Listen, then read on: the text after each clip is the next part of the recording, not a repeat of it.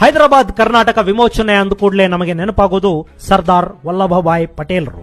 ನಿಜ, ಹೈದರಾಬಾದ್ ಮೇಲೆ ಕಾರ್ಯಾಚರಣೆ ಮಾಡಿಸಿದ್ದು ಸರ್ದಾರ್ ವಲ್ಲಭಭಾಯ್ ಪಟೇಲ್ರೇ. ಆದರೂ ಆ ಕಾರ್ಯಾಚರಣೆ ಹೇಗಿರಬೇಕು ಮತ್ತು ವಿಶ್ವಸಂಸ್ಥೆಯ ಕೆಂಗಣಿಗೆ ಗುರಿಯಾಗದಂತೆ ಹೈದರಾಬಾದ್ ಅನ್ನ ಪಡ್ಕೊಳ್ಳೋದು ಹೇಗೆ ಅನ್ನೋ ಬಗ್ಗೆ ಒಂದು ಅತ್ಯದ್ಭುತವಾದ ಪ್ಲಾನ್ ಅನ್ನ ರೂಪಿಸಿಕೊಟ್ಟಿದ್ದು ಮಾತ್ರ ಡಾಕ್ಟರ್ BR ಅಂಬೇಡ್ಕರ್ ಅವರು. ನಾವಿಲ್ಲಿ ಮತ್ತೆ ಮತ್ತೆ ನೆನಪು ಮಾಡ್ಕೋಬೇಕಿರೋದು ಡಾಕ್ಟರ್ ಬಾಬಾ ಸಾಹೇಬ್ ಅಂಬೇಡ್ಕರ್ ಅವರನ್ನೇ.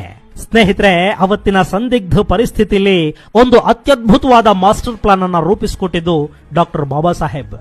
ಆ ಪ್ಲಾನ್ ಪ್ರಕಾರ ಹೈದರಾಬಾದಿನ ಗಡಿಯೊಳಗೆ ಸೇನಾ ಕಾರ್ಯಾಚರಣೆ ಮಾಡೋ ಹಾಗಿರಲಿಲ್ಲ. ಆದರೆ ಗಲಭೆಗ್ರಸ್ತ ಪ್ರಾಂತಗಳನ್ನ ಪೊಲೀಸ್ ಆಕ್ಷನ್ ಮೂಲಕ ಸರಿ ಮಾಡಿ ಜನರ ಜೀವನವನ್ನ ಕಾಪಾಡೋದು ತಪ್ಪಾಗಿರಲಿಲ್ಲ.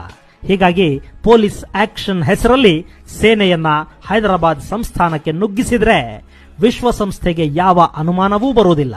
ಇದು ಡಾಕ್ಟರ್ ಅಂಬೇಡ್ಕರ್ ಅವರು ಕೊಟ್ಟ ಐಡಿಯಾ ಅಷ್ಟೇ. ಆಮೇಲೆ ಸರ್ದಾರ್ ವಲ್ಲಭಭಾಯ್ ಪಟೇಲ್ ತಡ ಮಾಡಲಿಲ್ಲ. ಸೇನಾ ಕಾರ್ಯಾಚರಣೆಗೆ ಸಿದ್ಧರಾಗಲು ಹಾಗಿರಲಿಲ್ಲ. ಅದರಲ್ಲೂ ಹೈದರಾಬಾದ್ನ ಗರ್ವಿಷ್ಠ ನಿಜಾಮನ ಸೊಗ್ಗಡಗಿಸಿದ ಆ ಕಾರ್ಯಾಚರಣೆ ಇತ್ತಲ್ಲ, ಅದು ಸುಲಭಕ್ಕೆ ನಡೆದು ಹೋಗಲಿಲ್ಲ. ಅದರ ಹಿಂದೆ ಅಂಬೇಡ್ಕರ್ ಅವರ ಚತುರತೆ ಇತ್ತು, ಸರ್ದಾರ್ ಪಟೇಲರ ಗುಂಡಿಗೆ ಇದೆ.